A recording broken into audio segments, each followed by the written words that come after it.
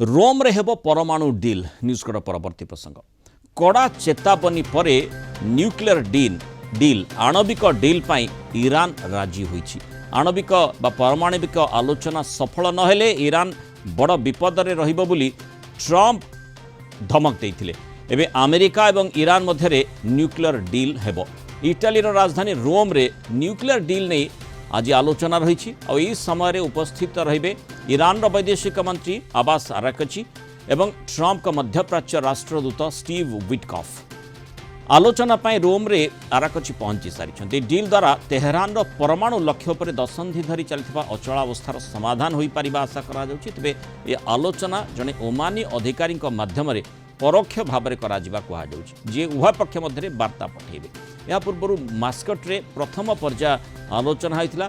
Araghchi एवं Witkoff संक्षिप्त आलोचना करथिले। अमेरिकार पूर्वतन राष्ट्रपति बाराक ओबामा कार्यकाल परठू 2015 रु दुई देशर अधिकारी माने सीधासलख आलोचना करि नाहांती। पूर्व आणविक आलोचना नहीं ईरान को कड़ा चेतावनी देथिले ट्रम्प। यासह ईरान हाथ में परमाणु अस्त्र रही पारिबो नाही बोली कहिथिले। उग्रवादी द्वारा ईरान सरकार परिचालित होइथारु ईरान हाथ में परमाणु अस्त्र रहिबा विपज्जनक हेबो बोली कहिथिले। ईरान परमाणु अस्त्र विकसित कले कार्यानुष्ठान धमक मध्य देथिले। किंतु आलोचना टेबल को उभय आसुछंती। उभय देश रोम रे चर्चा करिवे गोटे डील सेठी साइन हेबा आशा करा जाउछि। किभଳି हेई पारे डील चित्र आम अधिक आलोचना करबा। अंतर्जातीय व्यापार विशेषज्ञ प्रोफेसर मानस बेहरा जोड़ी। प्रोफेसर बेहरा स्वागत करिबा आलोचना को। ईरान उपर चाप पकेबा एवं डील को ताकू आनिबा पई मनैबा सेथिरे सफलता ये गोटे ट्रम्प प्रशासन बड़ सफलता कहा जाई परिबो ना प्रकृत पक्षे ईरान नईला बाध्य होई नईला मुंड एवं तापरे ही आलोचना टेबल को आसिला। प्रेसर आक्रमण करिबोली अमेरिका जो धमकेला सेथरे निश्चित किछि परिमाण रे कंप्रोमाइजिंग पोजीशन को ईरान आसी। प्रथम पर्याय आलोचना तांकर ओमान मस्कट रे सरीची। द्वितीय पर्याय आलोचना आरंभ हो गलानी ऑलरेडी रोम रे। एपट्रे तांकर वैदेशिक मंत्री ईरान अराक्ची एवं सेपट्रे मध्यप्राच्यर प्रतिनिधि अमेरिकार विटकॉफ नेतृत्व नौछंती। मध्यस्थित आलोचना चली किंतु से कथा मस्को सम्मेलन में प्रेस वार्ता ईरान वैदेशिक मंत्री स्पष्ट कहते जो सोवियत यूनियन वैदेशिक मंत्री थे लाव्रोव जे अवास्तव दाबी जदि अमेरिका करिवो ताले आमे एते शीघ्र आलोचना बा नेगोशिएशन को जीवनु। प्रेशर तो डेफिनेटली अच्छी आक्रमण भय अच्छी किंतु एते शीघ्र सरेंडर करूना ईरान।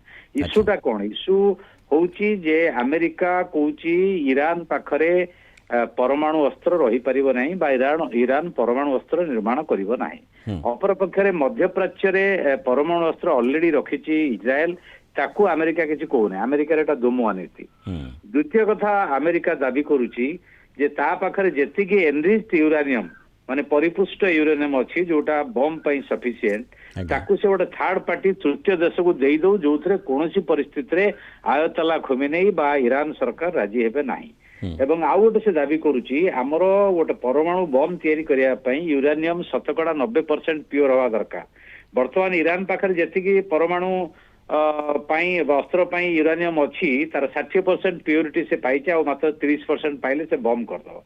अमेरिकार बड़ भय जदि ईरान पाखरे परमाणु बम रहीगला से सन्त्रासवादी व्यवहार करेंगे सेटा जुक्ति नहीं सेटा गोटे आड़ सी बालांस पूरा चेंज हो इजराइल सहित। इजराइल जो एजेंट भाव में अमेरिकार बा ये जो तैल कंपनी की लोभ रखिक अमेरिका ता शर्त को व्यवहार करुची एटा आउ संभव हो पारिबो नाही। किंतु प्रोफेसर बेहरा जतबेले डील करबा को उभय जाउछंती ए प्रकार सूचना आसुची अंततः सेठी पृष्ठभूमि रे यूक्रेन को रखा जाई पारे। जो डील आमे देखिचे यूक्रेन पई किभली मारात्मक हैला जतबेले रूस आक्रमण कला यूक्रेन सबुबले भयभीत होई ताकू प्रति आक्रमण करिछि। से प्रकार संभावना मध्य रही जदि गोटे देश आमे देखुचे जे डेटरेंस पाई हो पछे निजकू बंचेबा पाई परमाणु अस्त्र तैयारी करुछि जदिओ ईरान क्षेत्र में सी स्वतंत्र हो पारे कौन से करुच्ची न करुच्ची से कथाटी उपरे विश्व समुदाय निश्चय नजर देवे प्रकृत में आतंकवादी को से जोगाउछि ना नहीं किंतु डिटरेंस पाई जदि गोटे अस्त्र विकसित करा जाउछि आवश्यकता मध्य तार रही कारण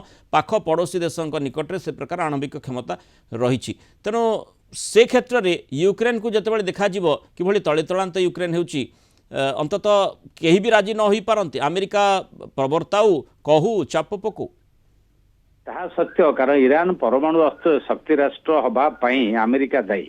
ଇସ୍ରାଏଲକୁ ଯୋଉଭଳି ଭାବରେ ନିଃସର୍ତ୍ତ ସମର୍ଥନ ଦଉଛି, ଇସ୍ରାଏଲ ପାଲେଷ୍ଟାଇନ ଗାଜାପଟରେ ଯୋଉଭଳିଆ ଗଣହତ୍ୟା କରୁଛି ଏବଂ ଇସ୍ରାଏଲ ଏକ ପରମାଣୁ ଶକ୍ତି ସମ୍ପନ୍ନ ରାଷ୍ଟ୍ର ଯଦିଓ ଘୋଷିତ ନୁହେଁ, ସମସ୍ତେ ଜାଣିଛନ୍ତି ଚୋରାରେ ତା ପାଖରେ ଅଛି। ଆଜ୍ଞା। ତ ଇରାନ ଚାହିଁବା ସ୍ୱାଭାବିକ କଥା।